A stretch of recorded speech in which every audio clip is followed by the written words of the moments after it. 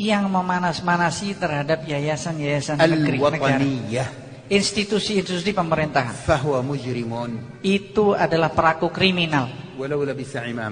Meskipun orang tadi pakai imamah, meskipun mengatasnamakan itu agama, meskipun dia mengatakan kepada kalian menolong Islam, membela Islam, itu mungkin dia orang bodoh yang diketawain atau dia itu penipu. Siapapun manusia ini. Karena ketika ada orang yang memanas-manasi tentang mengusik institusi pemerintah, institusi negara, maka maknanya dia akan menghancurkan negara yang berdaulat itu. Dan maksudnya menghancurkan negara berarti dia akan menghancurkan pondasi utama 5 yang ada di dalam agama. Yang pertama agama, menjaga jiwa, kehidupan maksudnya, dan kemudian akal, dan harga diri, dan harta. Dan lihat, coba perhatikan negara-negara yang sudah jatuh. Coba perhatikan dari 5 pondasi yang penting di dalam agama ini. إمام الحرمين الجويني في غياث الأمم وكما ذكر الإمام الماوردي في الأحكام السلطانية وغيرهما أن من مهام الدولة حفظ الكليات الخمس. Bagaimana disebutkan oleh Imam Juwaini dan disebutkan juga Imam Mawardi di kitab mereka, bahwasanya peran negara yang berdaulat adalah menjaga 5 landasan utama. Keturunan Nabi kalau pemahamannya tidak sama dengan Nabi, jangan belajar dari dia. Yang paling penting itu pemahamannya memiliki mata rantai.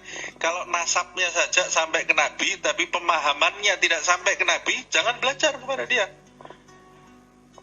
Tapi kalau ada keturunan Nabi, nasabnya sampai, pemahamannya juga sampai ke Nabi Muhammad SAW, utamakan dia.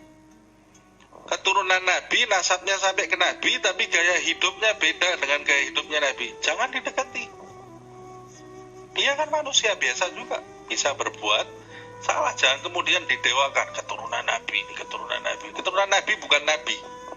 Keturunan Nabi Muhammad bukan Nabi Muhammad SAW.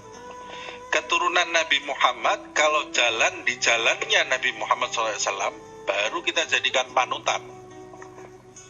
Baru kita jadikan panutan. Kalau keturunannya Nabi Muhammad SAW tidak jalan di jalannya Nabi Muhammad SAW, ya tidak ada bedanya. Keturunan anaknya Nabi Nuh tidak sejalan dengan Nabi Nuh, kita ikuti dia, tenggelam kita, naik gunung bareng dia, tenggelam kita bersama orang-orang yang tenggelam. Itu anaknya Nabi, bukan keturunannya lagi ya.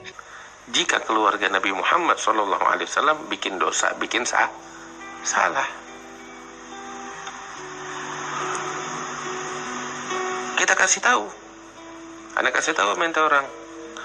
Dalam hal kesalahan dan dosa, mereka sama seperti orang Islam lainnya, nggak beda.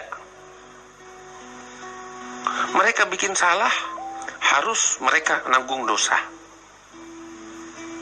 dan mereka akan dituntut oleh Allah. Itu antara mereka dengan Allah. Antara kita dengan dia, kita wajib nasehatin dia sebagaimana kita wajib nasehatin umat Islam yang lain yang bikin dosa. Nggak beda dalam hal ini. Bahkan tatkala hukum pidana Islam dijalankan dalam suatu negeri, ya, ada keluarga Nabi Muhammad melakukan suatu perkara pidana dan terbukti bersalah, maka hukum pidana itu wajib dilaksanakan sekalipun terhadap keluarga Nabi Muhammad SAW. Kita kalau cinta sama Rasulullah, kita nggak bakal biarkan cucunya Rasulullah, anak keturunan Nabi Muhammad, bikin maksiat terus kita diam, takut kualat. Nanti khianat, bukan takut kualat, dan kualatnya jauh lebih besar lagi di hadapan Allah.